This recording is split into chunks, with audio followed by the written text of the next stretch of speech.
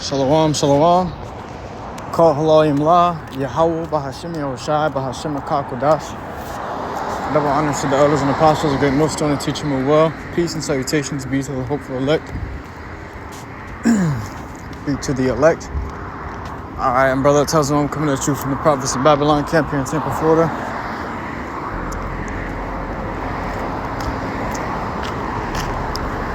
And this lesson is going to be going into faith without works is dead. Okay? And I really want to touch on that topic because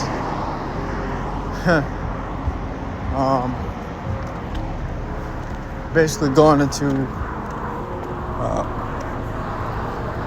doing something in faith. You know? If you want to bless somebody in faith or pray from somebody in faith, then you should also, or even praying for yourself. You want a new job, or you want more money or income to take care of your house. Well, you got to apply yourself. You got to put work in, okay? And then the Lord will bless your hand, and you'll find what you're looking for, okay? What you prayed for. But if you ain't looking, you praying for a better job, or you praying for your house to get in order, you just sitting around doing nothing, you ain't gonna get it, man. Okay, your prayers ain't gonna get answered if you can't put no work in behind it. All right? So, with that, we can get right into it with the book of James, chapter 2, and verse 20. But wilt thou know, O vain man? And the scripture calls him what? Vain man, because he had not faith. You know, there was no faith. It says, that's why scriptures say they were born in vain. The multitude born in vain because they're faithless. You know, you become alive and you become something that's not vain when you obtain this truth. When you obtain this truth, the true knowledge, the true understanding, the true names, and you're able to apply them and teach them, teach it to others. That's when you become someone important.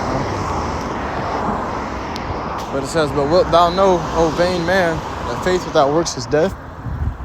So, faith without your works, you ain't got no works behind your faith, it's dead. It means nothing.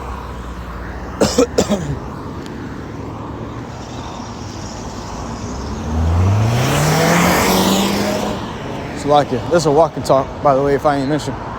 So you got the cars. I'm walking on the side of the street. You got the cars making a lot of noise.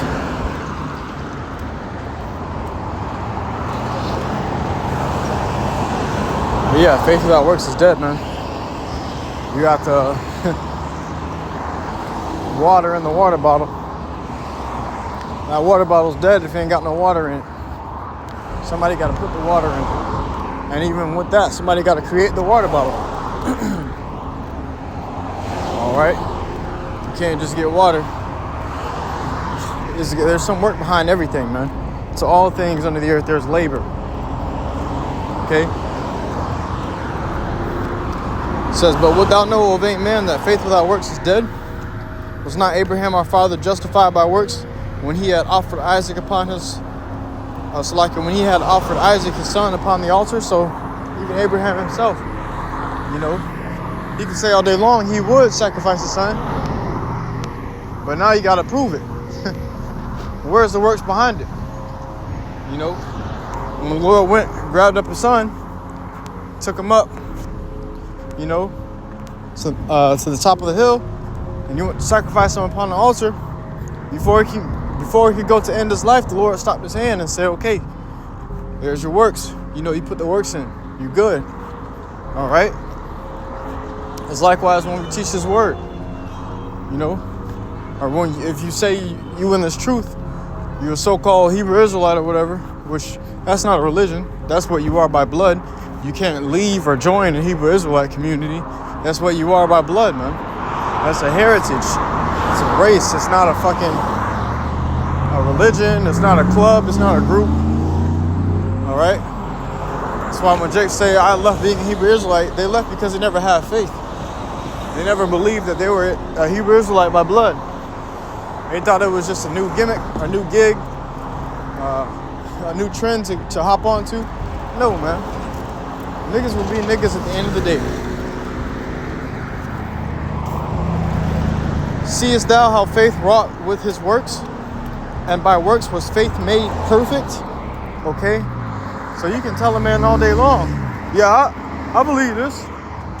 Or you can tell a man all day long that you do certain things. He ain't gonna believe you until you show him. That's just naturally.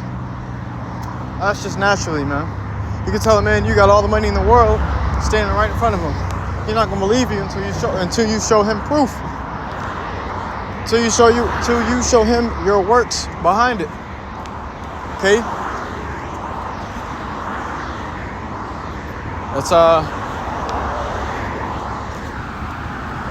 a simple thing, but these things are made simple unto the holy, stumbling blocks to the wicked. You know? Jake won't get it. It says, and the scripture was fulfilled, which saith, Abraham believed YAHWASHI, and it was imputed unto him for righteousness, and he was called the friend of YAHWASHI. Woo! There you go, man. We are called friends of the Lord, YAHWASHI. If we believe the Lord, man. You know? There's nothing better.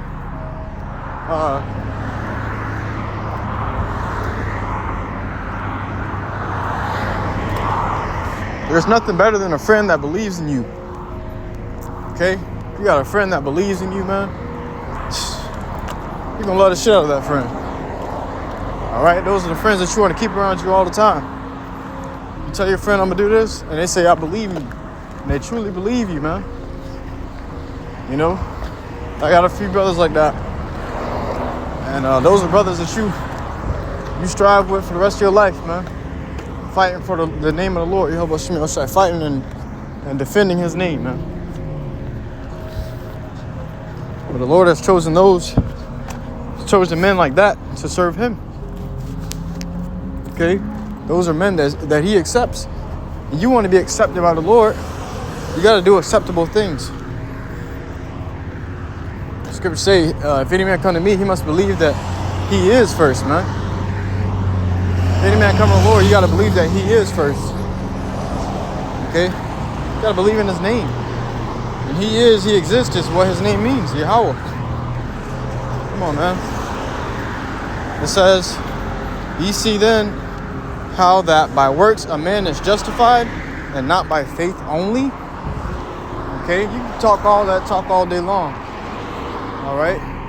You're going to be justified behind your works. What did you do? You can speak all day long, but what did you actually do? That's another thing. The Lord has got a spirit on us to do the things that we do, man. You know? Dropping down to verse 26. For as the body without the spirit is dead, so faith without works is dead. Grab this.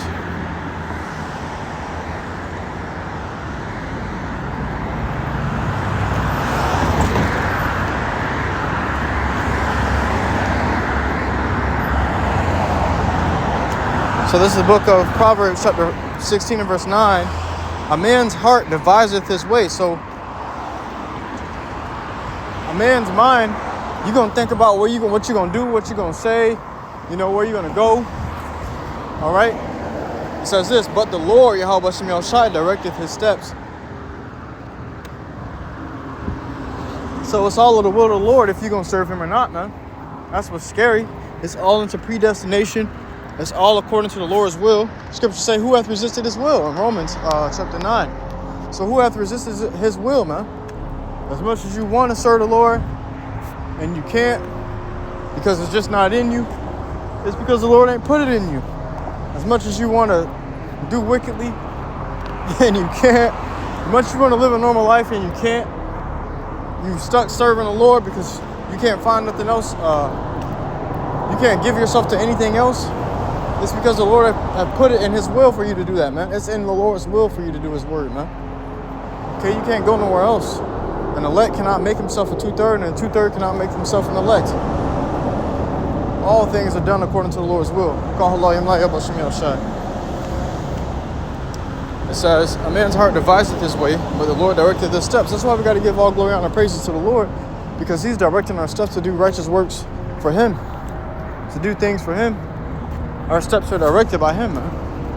I want to grab this instance as well, showing you that faith without works is dead. In an instance with Yahawashi, you have it here. It says, book of Luke chapter 9 and verse 13. We'll get right to the point. It says, but he said unto them, give ye, matter of fact, hold on, we'll go a verse before so you understand the context. Book of Luke chapter 9 and verse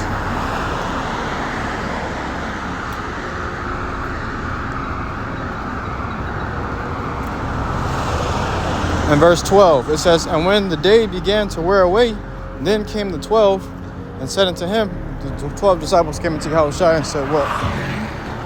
Said unto him, send the multitude away, that they may go into the towns and country round about, and lodge and get victuals, for we are here in a desert place.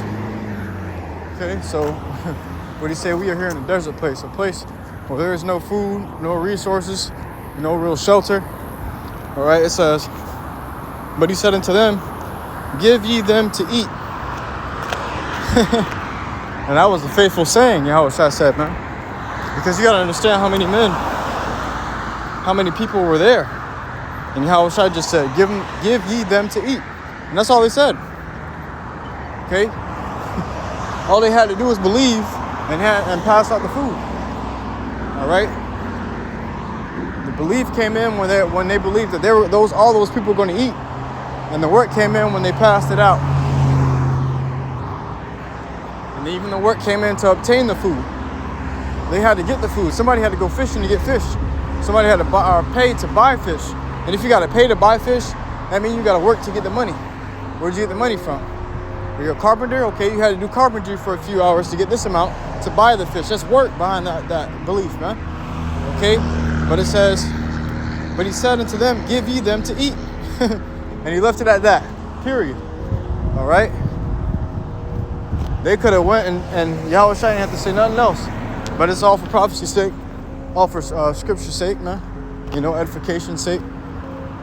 It says, and they said, we have no more but 5 loaves.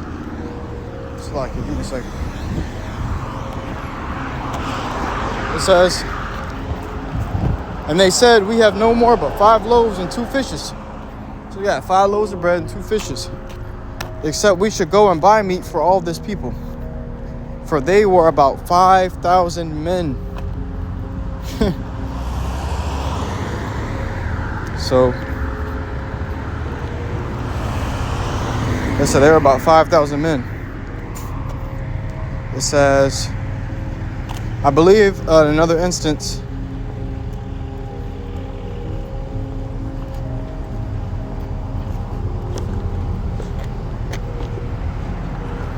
let me see.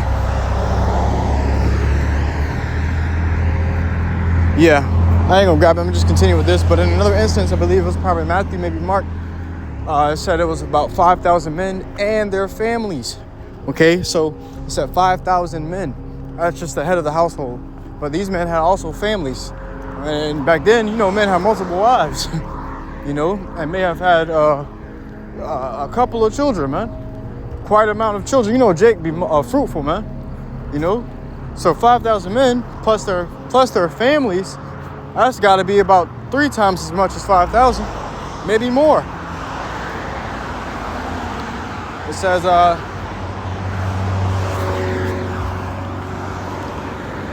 says, for they were about 5,000 men, and he said to his disciples, make them sit down by 50s in a company. And they did so, and made them all sit down. Then he took the 5 loaves and the 2 fishes, and looking up to heaven, he blessed them and brake and gave to the disciples and set before the multitude. To set before the multitude. And they did eat and were all filled. All of them were filled, man. They ate to their full. You know how you got a few people in the house, you got 1 fish. You may have 1 fish and a half loaf of bread or whatever. and y'all got to split that one fish in pieces, you know. And he just like, damn, I could go for some more. Damn, that wasn't enough to satisfy me, man. You know. But the scripture here says they all ate to their fill. The Lord fed, could be 5,000 times 3, potentially, and he fed them with what? 5 loaves and 2 fishes. 5 loaves of bread and 2 fishes, man. I could eat a whole fish myself, maybe 2, but he fed 5,000 in their companies. You know, and it all depends on the size of the fish as well. But even that being so, they were in a basket, so it had to be a small one. But it says, it goes on. It says, and they did eat and were all filled, and there was taken up of fragments that remained of them 12. That remained to them 12 baskets. So they had more at the end than what they started off with. 12 baskets of fish and bread. Okay? It's like the Lord was giving the increase. All you had to do was believe and put the work in it. So, I mean, with that being said, man, I truly hope this lesson was edifying to you. I cannot walk through listening to truth and sincerity. You got to put some work behind your faith, you know. Although YAHAWASHI had fed the multitude, guess what? There was work put in behind that, you know. There wouldn't have been food if nobody put the work in to get the 5 loaves of bread and 2 fishes. Okay? The Lord was working with something that was already there. There got to be something that's already there for the Lord to give the increase. All right? You got to give the Lord something to work with, man. Yeah, you say, okay, Lord, I want this. I want a big house. Or you want to, first of all, you don't need a big house. The scriptures say, matter of fact, let me grab that. You got to know what you're praying for. Sometimes you may think, oh, my prayers ain't getting answered. It's because, guess what? You may not be praying the right way. You might not be praying for the right things. You might not be praying for necessities. You ain't here to live it up. You're here to get what you need to do what? Serve the Lord. YAHAWASHI. And the Lord will supply you and take care of your bodily necessities. It's the book of James, chapter 4, and verse